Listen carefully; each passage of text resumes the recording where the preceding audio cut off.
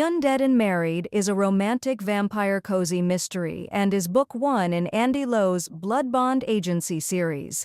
The series is published by Squabbling Sparrows Press and is also available in ebook and paperback.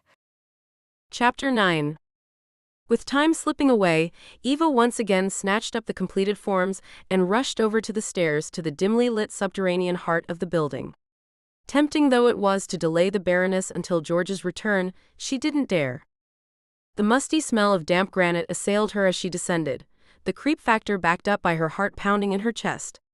Much as she wanted to pause and catch her breath, the longer she took to consult the Chronicle and return to her office, the worse it would get. She also didn't want to waste a minute getting Dominik set up with a match. Only by doing so could she hope to quell the incessant sighs that escaped her lips every time she thought of him. 4 harrowing flights later, and she reached the lowest level. Stepping off the bottom step, she was relieved when weak light illuminated the space. There wasn't a switch, there was no need, with the space hexed to only provide light for members of the immediate family. Anyone else, be they vampire or human, would stumble around in a dark so encompassing they'd be lucky to know which way was up. With torches not working down here, any unwanted guests would soon lose their way along with their marbles. A quick march along a tunnel hewn out of the very rock her forebears had built on, and she faced a large metal door.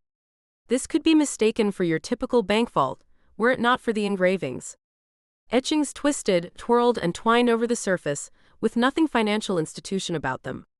Rather, they told of the family's conquests in battle. They were also the key to opening the vault, but only if you knew what you were looking for. And only if you were a De Silva, from the direct family line. Despite knowing all this, Eva had never done so without Georgia being in attendance. To be honest, she hadn't thought she'd have to, merely making appointments for her grandmother's return. As she traced her right hand over the engravings, a shiver ran down her spine. The ancient markings felt rough against her fingertips, and the musty scent of the tunnel filled her nostrils. If she listened carefully, she could hear the whispers of the past echoing off the walls, warning her of the horrors that had occurred within these confines. The energy pulsing through the door was palpable, sending a wave of unease through her body. Never mind that she was picking up on events that happened centuries before she was born. The residual energy was such that they might as well have happened that very night. As though they were happening right now, with her able to sense the pain, suffering, and horror of those involved. Or was the correct term interred? Eva took her hand away from the vault door, flicking it briskly to clear it of the rampant negativity. She'd have enough trouble opening the door without that clouding her judgment. After wiping her hand down the side of her pencil skirt to get the energy in check, she placed her palm flat on the door. It then took all her concentration to bend the energy to her will. Through sheer force of spirit, she shaped it, controlled it, using it to retract the bolts that made the space impenetrable. Soon enough they clanked to the side, and the door hissed inward to reveal the fetid murk beyond. There was nothing confident about her first steps into the inky dark. Despite this, the crypt knew she was there, with weak electric bulbs flaring into life in response. As dimly lit as the space was, it was a vast improvement from when she was a child. Back then, they were stuck scouring through the records courtesy of candlelight, an altogether creepier option. She hadn't taken more than a couple of steps when the surrounding air moved as though there was a breeze coming from somewhere. The vault door then slammed behind her with a booming thud, sealing her in. Despite knowing this would happen, she was rooted to the spot and unable to stop a squeak of alarm. "For the love of blood, get a grip, would you, woman?" she scolded herself. Only after shaking her body free of tension does she start for the back of the crypt. The large stone slab that held the tome with all their records was located there. Why it couldn't be closer to the door was anyone's guess. Busy shielding herself from the negative energy bombarding her from all sides, it took longer than it should for her to reach the slab. It took even longer for her to see what was missing. The Blood Bond Agency Chronicle wasn't there, the large slab of granite empty but for the engravings that mimicked those on the crypt door. The application forms fell from her nerveless fingers, and she staggered forward, slamming her hands down on the granite. She was dismayed to find the altar was inert, devoid of any energy. It was now a simple slab of rock, and not a stone imbued with the energy of generations, and the essence of the De Silva Chronicle itself. It was for this reason it was always current. If a vampire died, the tome knew. If a vampire married, the tome knew. If a vampire was born or made, the tome knew. It made no sense that it was missing. Other than Georgia, Eva, or Eva's father, Claude, there wasn't another De Silva undead or even dead capable of opening the crypt. Eva hadn't removed the enormous book, and she doubted her father would bother, besotted as he was with Eva's mother. This only left Georgia. But why would she remove it?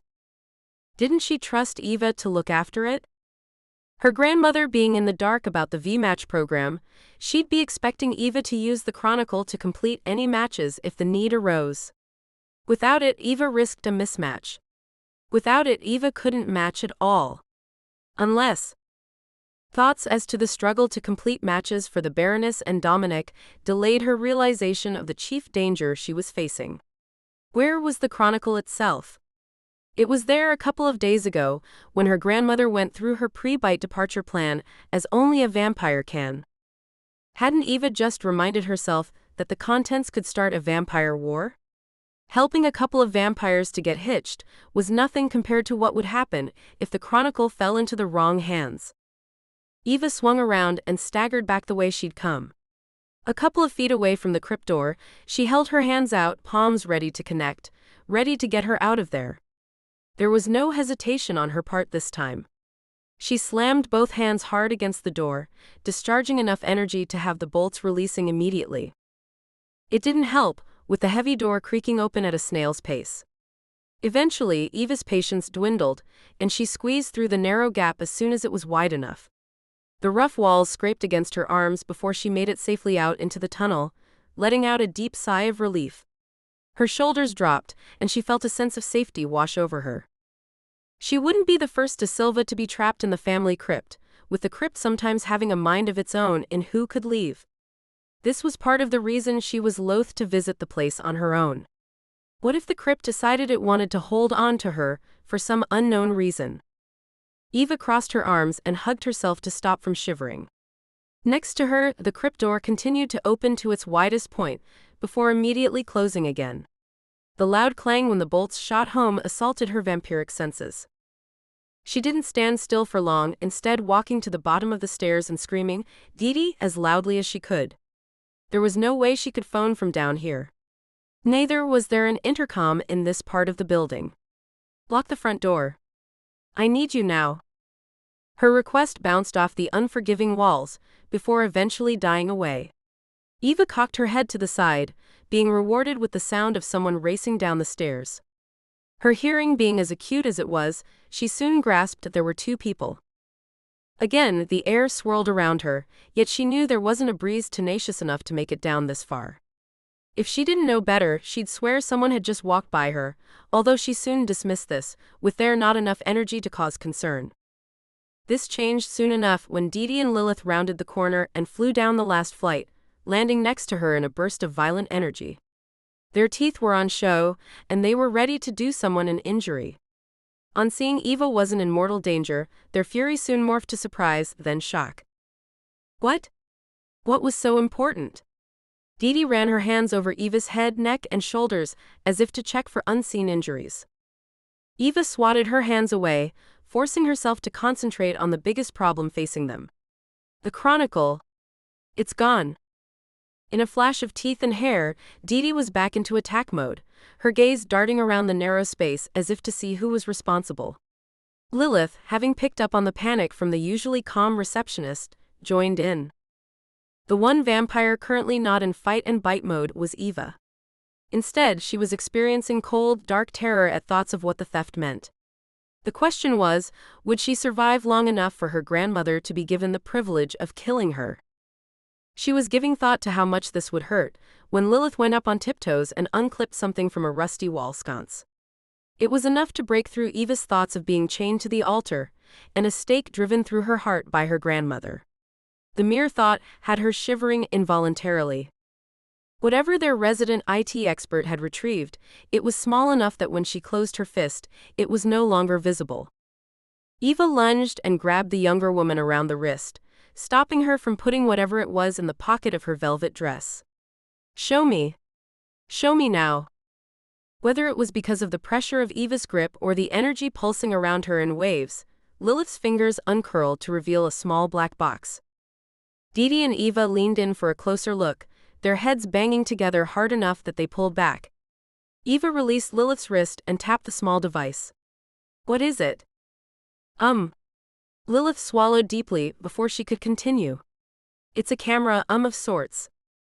Eva knew why the vampire was reticent about revealing this.